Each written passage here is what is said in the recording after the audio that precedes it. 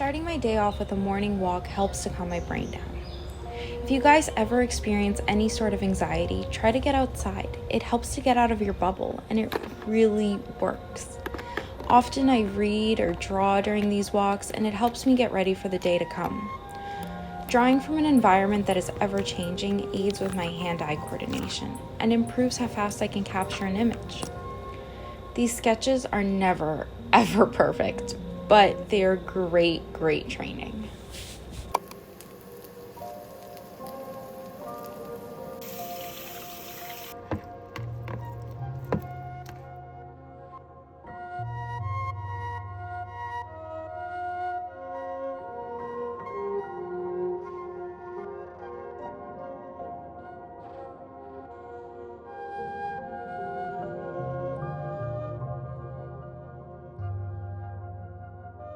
Today I'm working on my painting from the previous video. I put it aside for a little because I wasn't too sure with how I wanted to change it. I wasn't too thrilled with it, but I couldn't see exactly what needed to be changed. If there ever is a piece of art that you're working on and you aren't thrilled, try taking a step back and leaving it for a few days and go back to it. You can always go back to anything that you do. And for me, if I stare at a painting for too long, it tends to be harder for me to see mistakes and it starts to become very muddy. I started with reworking the values of her skin. She looked a little warm, so I remixed the color. Skin color is so difficult to mix and so much harder when working from a photograph, especially the undertones. I was also using multiple reference photos for this piece. I felt the light source wasn't being showcased properly, so I was trying to fix that as well.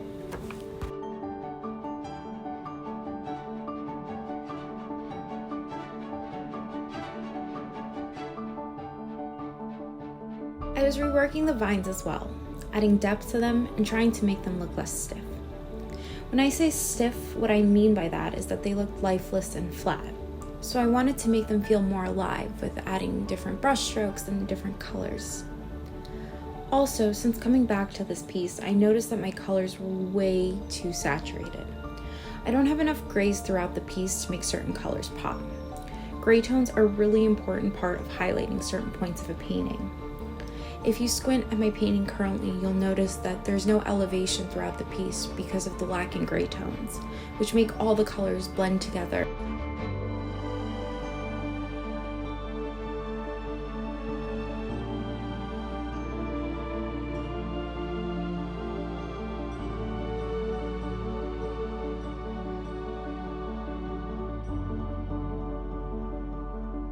At this point, I was getting so frustrated with this piece.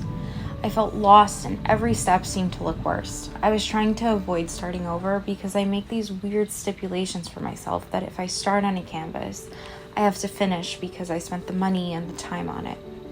But I decided that was dumb, and I grabbed a new canvas and began to start fresh. I decided that I always can go back and use this canvas for something else and it wouldn't be a waste of a canvas. So that eased my mind a bit and I got back to work.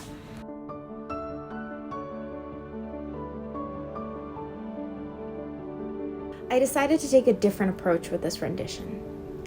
I started with the build right on the canvas in the hopes that it would be less rigid. Last time I transferred from a drawing I had done on paper. I used charcoal that I had lying around the house to map out the idea.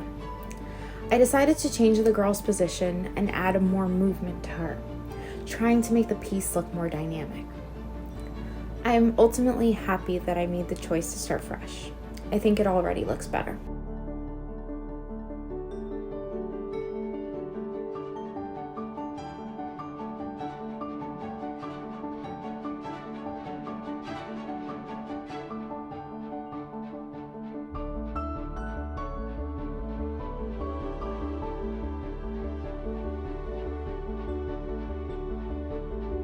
Going in with burnt sienna, I am planning where my shadows will be.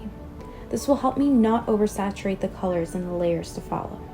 I'm trying to avoid issues that I had run into earlier. It isn't showing up the best on camera, but in person the values are much more clear in this piece than that of the previous, and I'm hoping that this will help me with the layers in the future.